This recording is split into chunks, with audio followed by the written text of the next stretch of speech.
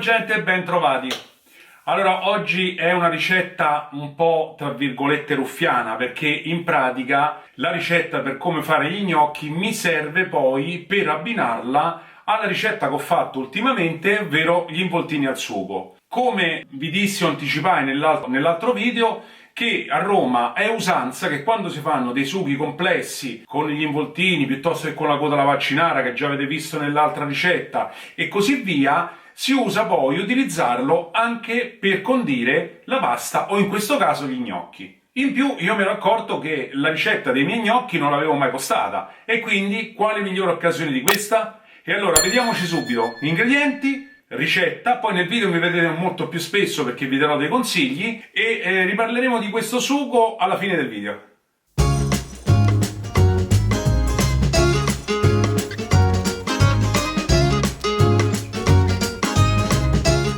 La prima cosa da fare è lessare le patate. Mettete in una pentola capiente, coprite con acqua fredda e portate a ebollizione. Calcolate dal bollore circa 30-40 minuti di cottura.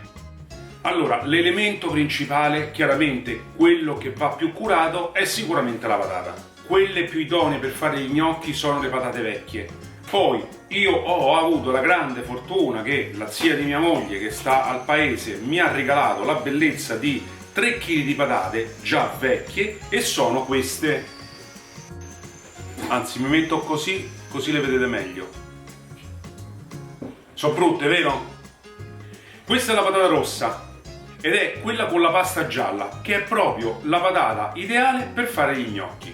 Un'altra cosa importante, se riuscite, mettetele in una pentola dove possono essere stese completamente su un unico piano, perché se sono sovrapposte una sull'altra può capitare che una patata cuocia di meno e l'altra di più.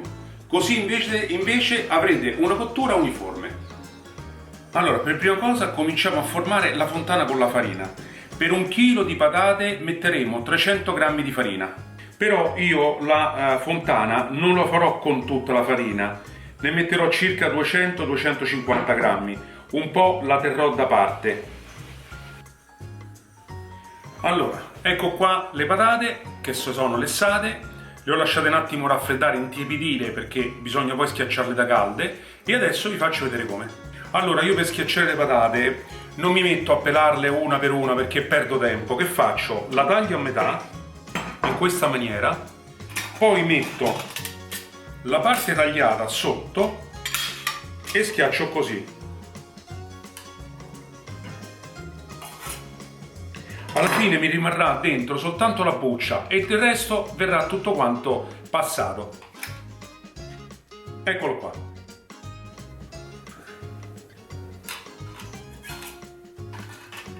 Allora, se volete, io nell'acqua delle patate ci ho messo un pizzico di sale, io ce ne metto sempre un pizzico anche qui dove ho schiacciato, poi fate a vostro gusto, mi raccomando. E ora allargate bene, cercando di fare in modo che intanto si sgrani la patata e che si raffreddi mano a mano. Poi aggiungete l'uovo e impastate per bene.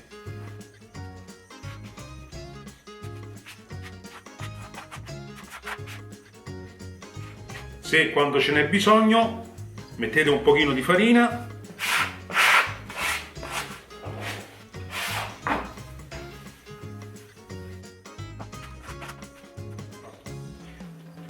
Allora, eccoci qua. Finalmente abbiamo creato il nostro panetto con le patate, la farina e l'uovo.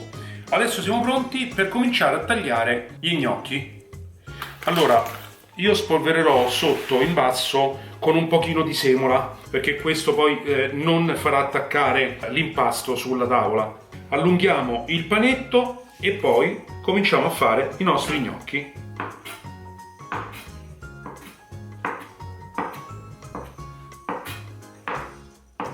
Cercando di dargli una forma più o meno regolare.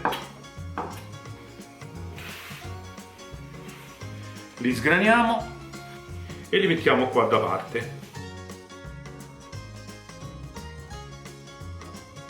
Allora eccoci qua, una volta tagliati, adesso si possono lasciare anche in questa maniera, mia madre li lasciava così, però volendo si possono anche dare una forma del genere, così leggermente ovale, e poi se vogliamo renderli visivamente più carini ma che anche abbiano la possibilità di raccogliere più sugo, si possono utilizzare i ricagnocchi che io non ho, oppure i rebi di una forchetta, oppure se volete anche una piccola grattugia come questa, si passa e si mette qua e si fa con tutto il resto. Allora spolveriamo con un pochino di farina, quella che c'era avanzata di 300 grammi, che come vedete serve anche solamente per questo, e adesso mettiamo sull'acqua e li cuociamo immediatamente. Allora, gli gnocchi sono uno di quei piatti versatilissimo, voi li potete condire come volete, dal burro e salvia al pesto, al sugo semplice pomodoro e basilico o anche al ragù. Quello che invece noi faremo oggi è un piatto tipicamente romano, perché condiremo i nostri gnocchi di patate con il sugo degli involtini, la ricetta che vi ho fatto vedere l'altra volta. Quindi adesso ci prepariamo per cuocerli. Portiamo l'acqua in ebollizione, salate e versateci gli gnocchi.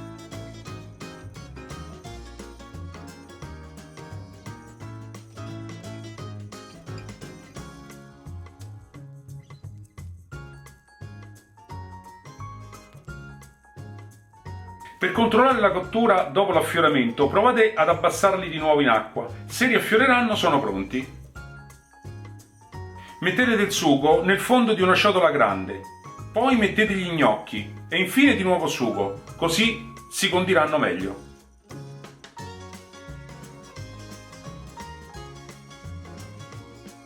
Spolverate con del pecorino parmigiano e girate.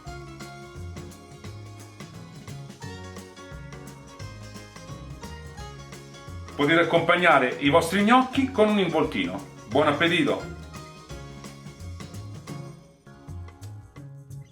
Bene, io spero che la ricetta vi sia piaciuta. L'unica cosa che vi volevo dire, come vi avevo detto già all'inizio del video, perché utilizzare il sugo?